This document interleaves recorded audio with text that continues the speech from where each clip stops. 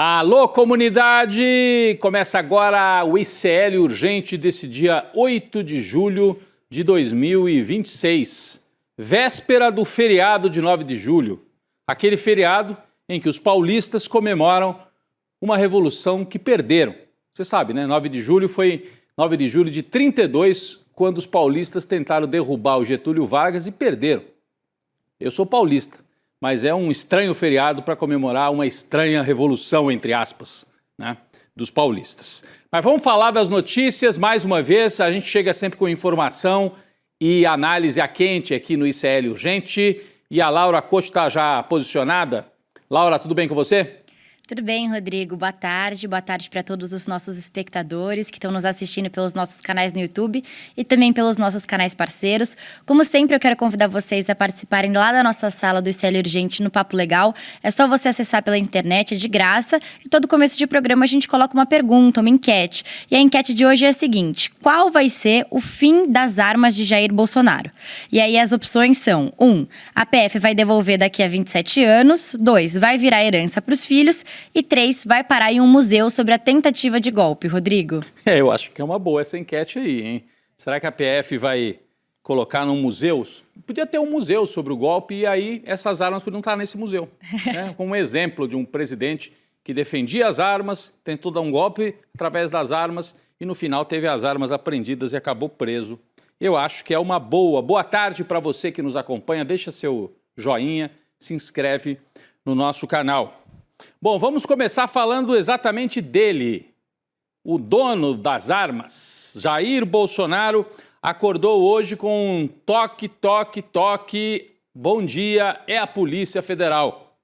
A PF cumpriu o mandado de busca e apreensão na residência do ex-presidente em Brasília, aquela onde ele cumpre prisão por ser o chefe da quadrilha que tentou dar um golpe de Estado no Brasil. O motivo desta batida da Polícia Federal: localizar armas, munições, equipamentos e documentos relacionados a esse arsenal registrado em nome de Jair Bolsonaro. A medida foi determinada pelo ministro do STF, Alexandre de Moraes, após uma divergência no registro dos armamentos. A Laura explica melhor para a gente, mas esse rolo envolvendo... O sujeito já tentou arrancar a tornozeleira eletrônica, agora tinha arma em casa. É um presidiário muito avacalhado esse Jair Bolsonaro, hein? Rodrigo, segundo a reportagem do ICL Notícias, esse procedimento da PF durou cerca de 45 minutos. A defesa do Jair Bolsonaro afirmou que nenhum armamento foi encontrado na residência e classificou aí toda a situação como lamentável. Horas depois, a PF também confirmou que não apreendeu nada na casa do Jair. Do outro lado, na decisão, o ministro Alexandre de Moraes argumentou que a medida foi sim necessária por causa das inconsistências nas informações prestadas por advogados sobre a localização das armas em nome do Jair Bolsonaro.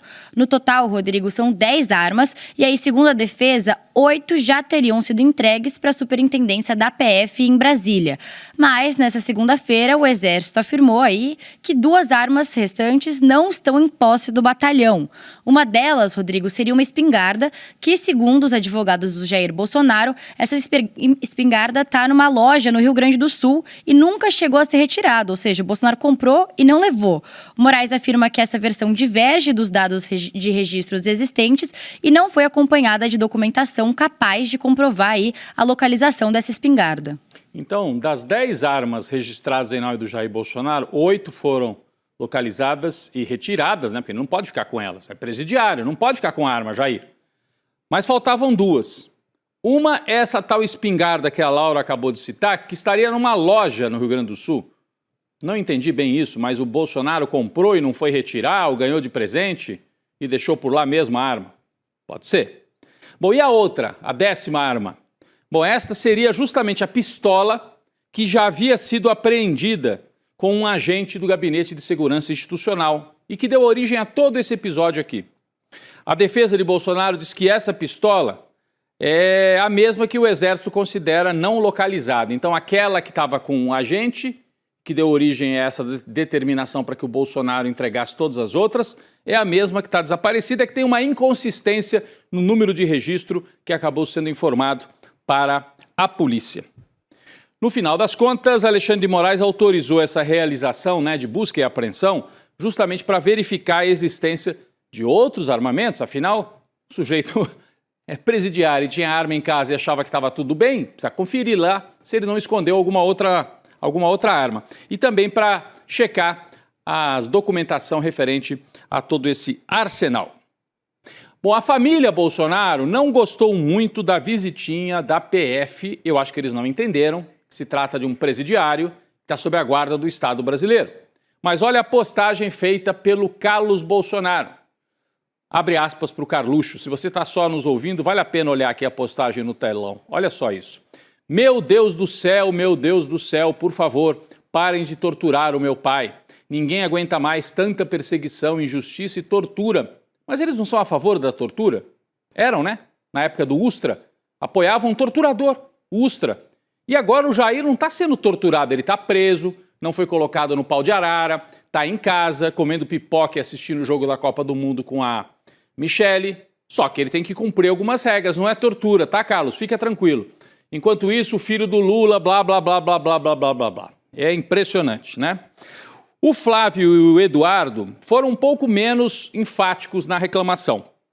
O pré-candidato à presidência, o 01, postou um vídeo nas redes afirmando que a operação contra Jair foi uma cortina de fumaça para dividir o noticiário com coisas negativas, bem no momento em que ele está nos Estados Unidos. Como se sabe, ele é um grande herói, né? Está nos Estados Unidos e acha que a PF fez essa batida na casa do pai dele para colocar assim uma cortina de fumaça no noticiário sobre ele nos Estados Unidos. É o que o Flávio postou. Bom, já o Eduardo, que é o filho que está escondido e está foragido, na verdade, nos Estados Unidos, repostou os posts aí dos irmãos, as mensagens dos irmãos, e fez uma publicação até em inglês, mais genérica. Por incrível que pareça, até menos conspiratória ou menos conspiracionista do que o Carlos e o Flávio. Esses são os filhos de Jair, inconformados com o fato de que o pai deles é um presidiário sob a guarda e a tutela da justiça brasileira por ter tentado dar um golpe de Estado no Brasil. E o Flávio está lá nos Estados Unidos tentando desfazer a bagunça que ele fez em relação ao tarifaço. E aí o governo brasileiro contra-ataca. A Secretaria de Comunicação Social do governo, SECOM, lançou uma nota à imprensa sobre a participação de Flávio Bolsonaro na audiência pública dos Estados Unidos. Você acompanhou ontem o noticiário, ele esteve lá para falar sobre o tarifaço. Flávio foi até Washington para tentar convencer o governo Trump a não aplicar o novo tarifaço contra o Brasil, pelo menos é o que ele disse. E ele falou assim, esse não é um bom momento para o tarifaço, dando a impressão que há um bom momento que virá depois. Mas a Laura tem outros detalhes sobre isso, vai inclusive trazer um pouco do resumo dessa nota que está aí na tela e que é a nota do governo federal, né, Laura?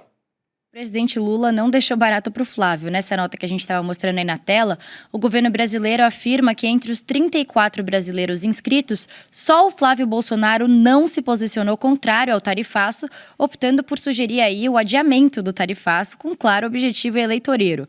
Além disso, o governo também lembrou que o Flávio citou o caso Master na audiência para atacar o Lula, mas deixou de mencionar os próprios vínculos com Daniel Vorcaro, para quem ele pediu mais de 130 milhões de reais para, teoricamente, produzir o filme Dark Horse sobre a história do Jair Bolsonaro. Por fim, o governo também deu um recado claro para o Flávio. Está escrito assim, abre aspas, convocar uma potência estrangeira a pressionar o próprio povo é traição à pátria, Rodrigo. Então, mais uma vez, o presidente Lula e o governo federal dizendo que o Flávio Bolsonaro comete um ato de traição à pátria por pedir o tarifaço. E agora foi para lá para pedir assim, querem fazer o tarifaço? Podem fazer, mas não agora. Espera um pouquinho para não atrapalhar a minha campanha. É mais ou menos isso que ele disse nessa ida a Washington. Bom, a verdade é uma só, né? O Flávio passou mais tempo dando entrevistas sobre a participação dele na audiência do que propriamente falando nesta reunião. Por quê? Ele foi apenas um entre 80 inscritos e teve somente 5 minutos para se pronunciar nesse encontro. E conseguiu desagradar muita gente mesmo com apenas 5 minutos. É um gênio. Para acabar com o assunto do tarifaço, a gente vai trazer aqui a seguinte informação importante. A Comissão de Relações Exteriores da Câmara do Brasil aprovou hoje a convocação do chanceler brasileiro Mauro Vieira. Por quê? Porque o Mauro Vieira publicou um documento enviado inclusive à Câmara dos Deputados, citando a possibilidade, explicitamente, do uso da força militar pelos Estados Unidos em território brasileiro. Aí, a Câmara quer que ele esclareça melhor isso, da onde que vem essa impressão, esse indício, essa ameaça dos Estados Unidos fazerem intervenção militar aqui no Brasil. A fala de Mauro Vieira, nesse documento, não foi uma fala, né? Foi por escrito, mas aconteceu depois da decisão dos Estados Unidos de classificarem as facções brasileiras, Comando Vermelho e Primeiro Comando da Capital, como organizações terroristas. Então o Mauro Vieira está sendo convocado. A oposição quer fazer um carnaval, quando na verdade o que nós deveríamos pedir é explicações aos Estados Unidos de por que estão tentando intervir no Brasil na véspera da eleição. Mas é importante dizer que ao ser convocado ele é obrigado a ir. Se ele fosse convidado, ministro, de Estado pode ser convidado ou convocado. Se ele fosse convidado, podia decidir não ir. Convocado, ele tem a obrigação de prestar esclarecimentos ao Congresso Nacional. Mais uma figura da extrema-direita foi jogada para dentro dessa lambança, dessa briga sem fim entre Michele Bolsonaro e o candidato da família, o Flávio. O personagem da vez é Nicolas Ferreira, deputado, influenciador com milhões de seguidores aí nas redes. O nome de Nicolas estampou manchetes desde ontem pelo seguinte fato: a notícia de que a equipe do Nicolas teria ajudado Michele a roteirizar e a gravar o famoso vídeo em que a Michele esculhamba com o enteado Flávio Bolsonaro. Nicolas veio a público para negar qualquer participação nesta gravação feita pela ex-primeira-dama. Será que a gente acredita?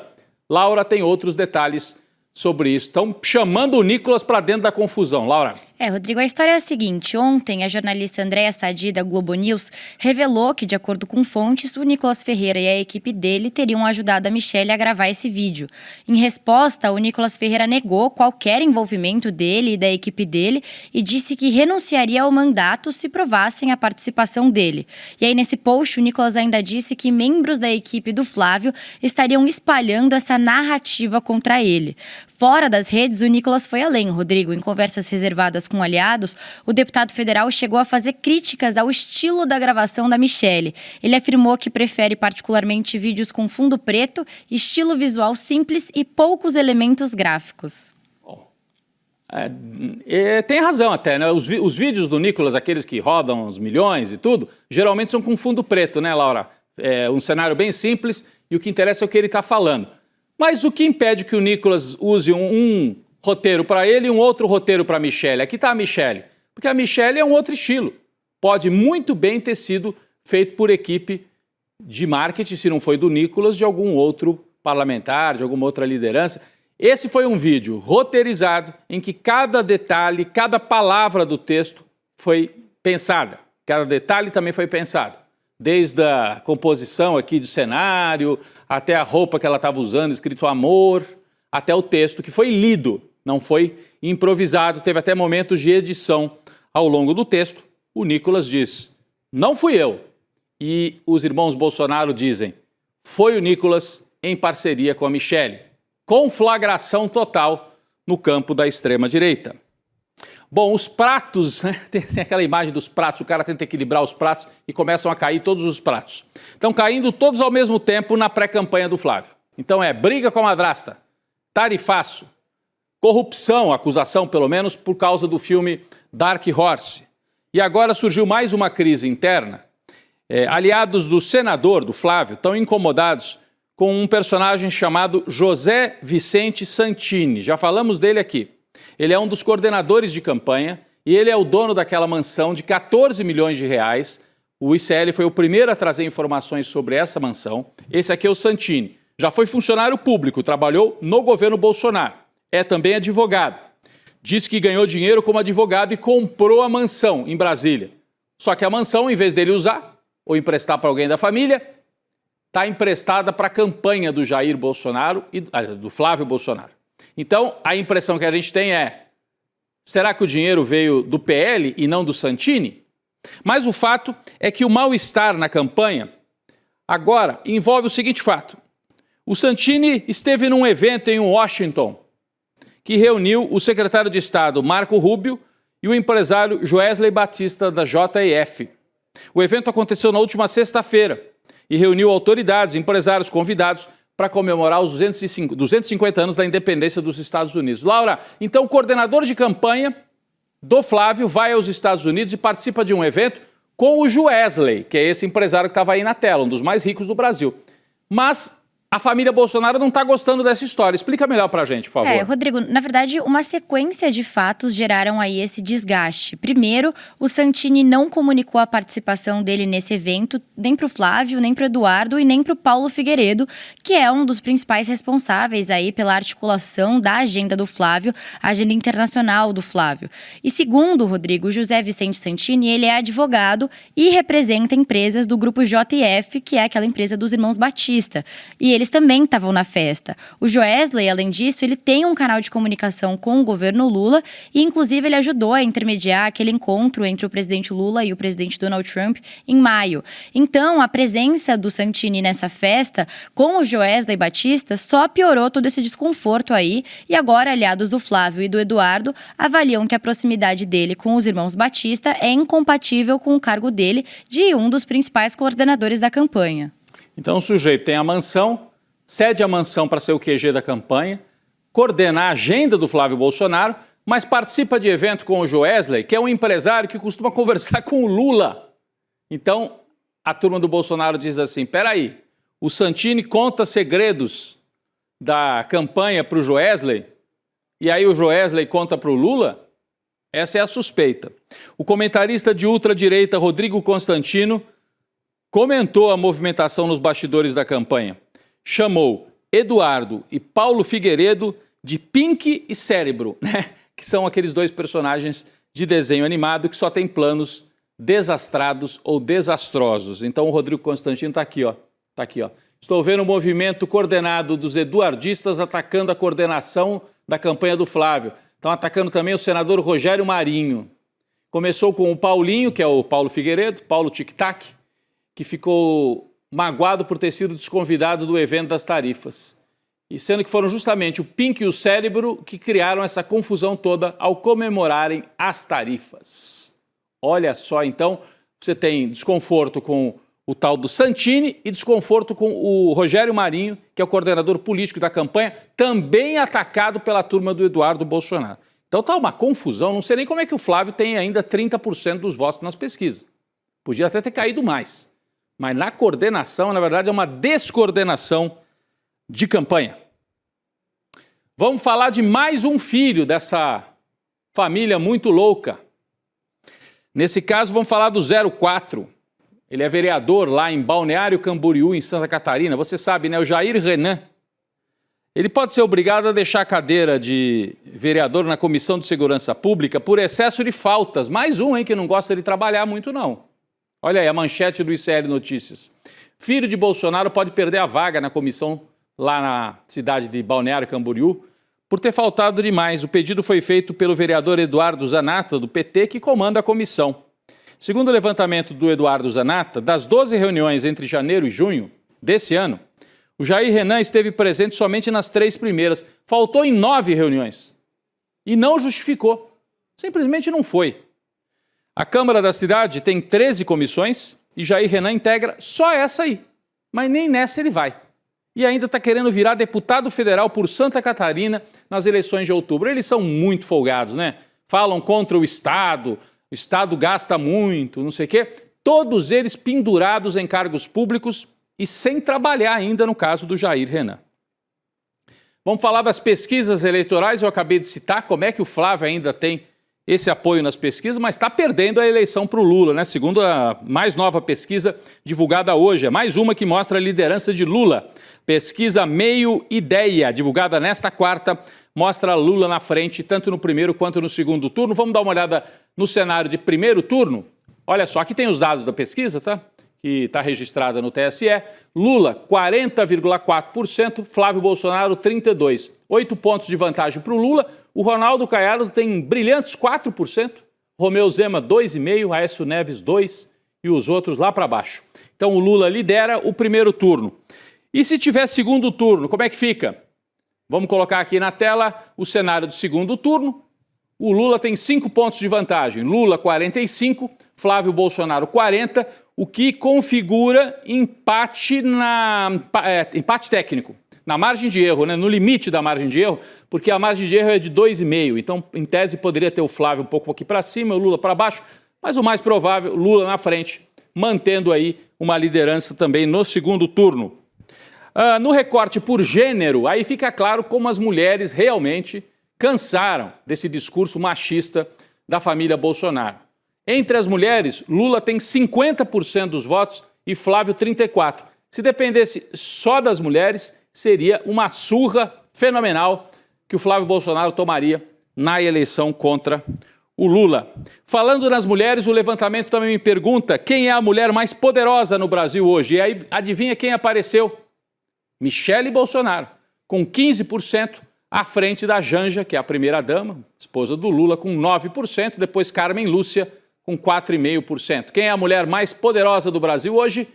Na espontânea, Michele Bolsonaro, com 15%.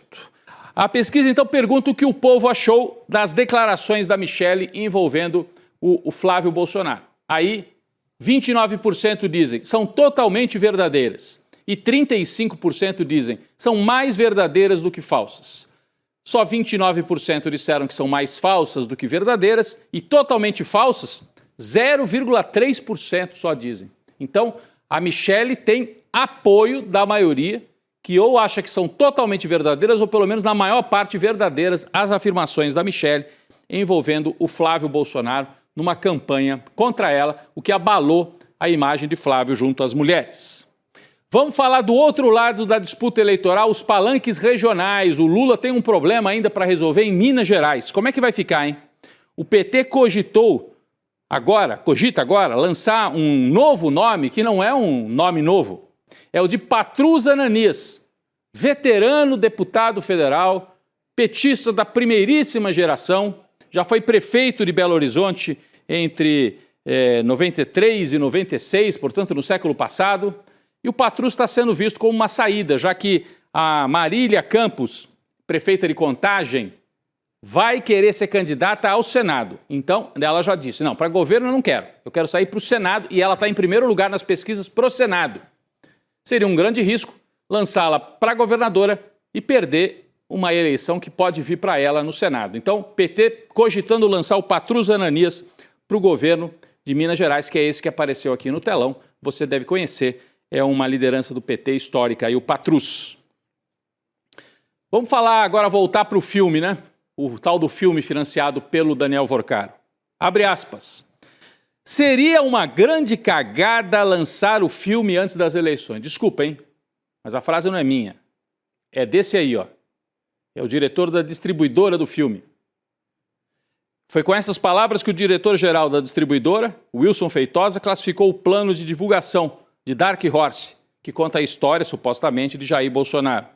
A equipe fechou o contrato com a distribuidora Europa Filmes, depois de não ter conseguido fechar com a Paris Filmes. Numa entrevista para o jornal o Globo, o Wilson afirmou que está aqui na tela. Vamos ver aqui, ó. Não tem data ainda de estreia. Com certeza não será antes de novembro. Mas ainda será neste ano, independentemente de quem ganhar as eleições. Ninguém vai estar disputando nada, ninguém vai estar usando essa obra de arte como um meio de divulgação política. Isso aconteceria se fosse lançado antes das eleições, portanto, o distribuidor defendendo a estratégia de lançar só depois das eleições. A Europa Filmes planeja um grande lançamento, deve estrear em pelo menos 600 salas e ter 99% de cópias dubladas, porque foi filmado em inglês, né? Tem que dublar para passar em português.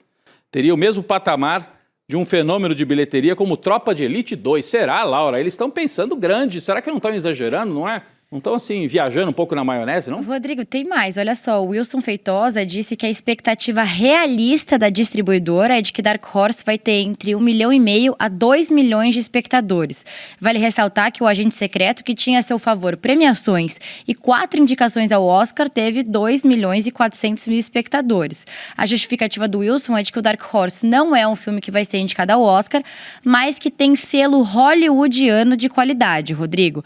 Mas a distribuidora distribuidora já enfrenta aí um problema, porque as grandes cadeias de cinema estão com receio de associarem a própria imagem a um filme polêmico que também pode ser um fracasso de bilheteria. E aí, quanto a isso, o diretor da distribuidora disse que as cadeias de cinema, elas não estão 100% erradas. Então, não sei se aquela expectativa era tão realista, né, Rodrigo? Mesmo assim, o Wilson Feitosa negou que Dark Horse seja uma peça de propaganda bolsonarista e afirmou para essa entrevista aí ao Globo que Dark Horse é um filme comum, humano, que conta a história que poderia ser de qualquer outra pessoa, Rodrigo. Rapaz, qualquer outra pessoa, ex-presidente da República, né?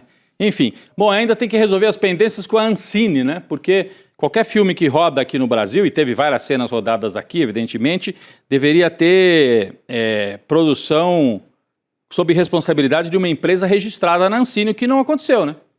A produtora responsável, Go Up Entertainment, nunca lançou nenhum filme, nem no Brasil e nem no exterior. Vai ter que resolver essa pendência com a Ancine antes de ganhar o carimbo para poder ir para os cinemas. Noticiário internacional, vamos atualizar a situação no Irã. O presidente dos Estados Unidos, Donald Trump, afirmou que a trégua com o Irã acabou. Horas depois, o Irã passou a atacar as forças dos Estados Unidos em países aliados ali da região. O Irã afirmou ter atacado 85 instalações militares no Bahrein e no Kuwait, enquanto os Estados Unidos fizeram bombardeios no sul do Irã, ali perto do Estreito de Hormuz. A declaração de Trump foi dada durante uma coletiva num encontro da OTAN na Turquia. Vamos ver o que disse Donald Trump. Alguma pergunta? Senhor presidente, o cessar-fogo acabou? O cessar-fogo terminou? O memorando morreu?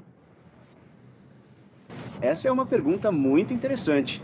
Para mim, eu acho que acabou. Não quero mais lidar com eles. Eles são escória. Sabe o que é escória? Eles são escória. São pessoas doentes. São liderados por gente doente. E eles são pessoas cruéis e violentas. E se tivessem uma arma nuclear, eles a usariam. No que me diz respeito, acabou. Vou falar com nossos negociadores. Eles querem negociar. Eles são boas pessoas. Steve Witkoff. Repara que nessa fala ele ataca o povo iraniano como um todo, que está gerando, assim, uma revolta muito grande no território do Irã. E tudo isso acontece durante as celebrações fúnebres do ex-líder supremo Ali Khamenei, assassinado em fevereiro desse ano pelos Estados Unidos. As homenagens a Khamenei chegaram já ao 5º dia. Amanhã deve acontecer o enterro do líder iraniano assassinado pelos Estados Unidos. Pessoal, um olho a mais na Colômbia, hein? Tensão aqui no país vizinho. Em declaração pública hoje, o senador Iván Cepeda, que foi derrotado na disputa presidencial por menos de 1%, indicou que, com a chegada de Abelardo de la Espriella, de extrema-direita, ao poder, a Colômbia caminha para ter um governo paramilitar. Foram as palavras usadas nessa declaração oficial de Iván Cepeda. Está se configurando um governo paramilitar. O líder de esquerda citou 3 políticas principais já anunciadas pelo presidente eleito de extrema-direita. Formação de grupos de segurança privatizados, ou seja, paramilitares. Proibição de manifestações de rua e criação de mega-prisões naquele estilo do Bukele. Vamos lembrar que no último domingo, Gustavo Petro, que é o atual presidente que apoiou o Cepeda, já havia anunciado que pretende antecipar a saída dele do governo para o próximo dia 20, data da independência da Colômbia, para convocar uma mobilização geral, o que ele está chamando de uma resistência civil contra o governo de Abelardo de la Espriella, que chega com apoio de Trump e que já avisou. Esse aí é o Espriella, ó. Ele já avisou que ele vai tomar posse em 7 de agosto dentro de uma base militar, totalmente fora dos padrões. Portanto, Espriella, governo radicalizado de direita, e Petro e Cepeda prometendo resistência civil nas ruas. É o roteiro para enfrentamentos e para uma situação muito grave aqui no nosso vizinho, na Colômbia. Eu queria agradecer demais a presença mais uma vez da Laura, né? Na atualização das notícias, aqui ajudando a gente a explicar também tanta coisa. Algumas não têm explicação, né, Laura? Mas a nossa enquete aí do Papo Legal, como é que ficou, Laura? Eu espero que a gente tenha explicado, né, Rodrigo? Olha só, vou trazer aqui o resultado da nossa enquete que a gente coloca no começo do programa lá no chat do Célio Urgente no Papo Legal. A nossa pergunta foi: qual vai ser o fim das armas de Jair Bolsonaro? E a resposta com mais votos foi: vai parar em um museu sobre a tentativa de golpe. 59% das pessoas votaram aí nessa opção. Depois, 22% das pessoas votaram em vai virar herança para os filhos e só 19% votaram em a PF vai devolver daqui a 27 anos. Rodrigo. Pode devolver também daqui a 27 anos, né? Não sei se o Jair vai conseguir ir lá buscar. Laura, obrigado. Amanhã é feriado, hein? A gente volta na segunda-feira com o ICL Urgente. Bom feriado para a Laura. Já foi.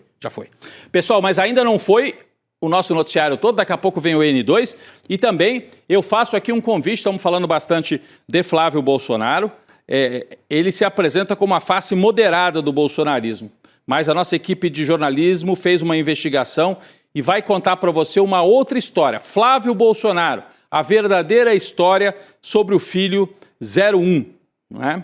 O ICL investiga a trajetória política dele, com apurações de Juliana Dalpiva, Igor Melo, Bruno Paes Manso e vários outros jornalistas da nossa equipe. Ouvimos fontes que viveram intensamente com o Flávio e algumas que romperam com o bolsonarismo. Você deve imaginar algumas delas que vão falar nesse especial aqui do ICL. Dia 23 de julho, quinta-feira, às 8 horas da noite, esse conteúdo jornalístico importante para você. Nós vamos fazer a estreia ao vivo e gratuita com mediação de Eduardo Moreira. Você se inscreve em iclurgente.com.br. Se inscreve agora em iclurgente.com.br e garante o lugar para acompanhar. No dia 23 de julho, uma quinta-feira, às 8 horas da noite, esse especial sobre o perfil, a trajetória de Flávio Bolsonaro, a verdadeira história do filho 01. O ICL Urgente volta na segunda-feira, vem aí o N2 com a Gabi Varela, o Chico Sá e toda a nossa equipe. O que vocês vão ouvir no dia 23 de julho é assustador.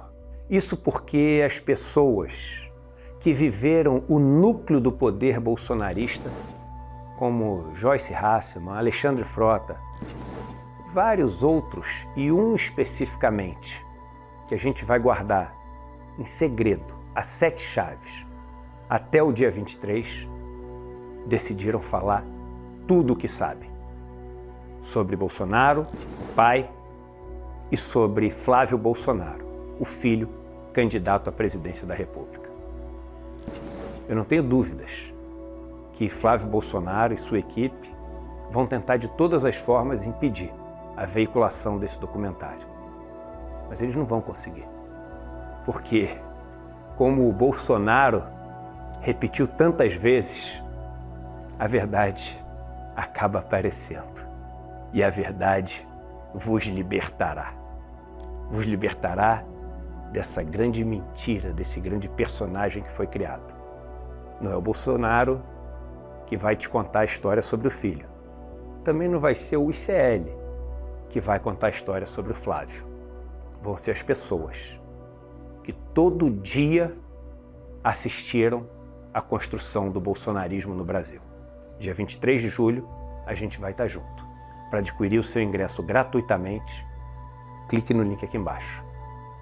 Dia 23, a gente se encontra. Fala pessoal, tudo bem? Leandro Demore aqui para dar uma notícia incrível. O ICL tem sua própria revista digital, a revista Liberta, um novo espaço de jornalismo profundo, crítico, com a nossa cara, feito para quem quer entender o Brasil e o mundo além da superfície. Na revista Liberta, você vai encontrar os maiores articulistas e colunistas com análise sobre política, cultura, atualidades e, claro, muito pensamento crítico. Esse vai ser o nosso espaço semanal de reflexão em profundidade. Faça agora mesmo a sua assinatura. Acesse icl.com.br/revista. E se você já é aluno ou aluna de algum curso do ICL, tem um benefício especial para fazer parte disso com a gente. Um desconto exclusivo para garantir a sua assinatura. Revista Liberta é o ICL em profundidade.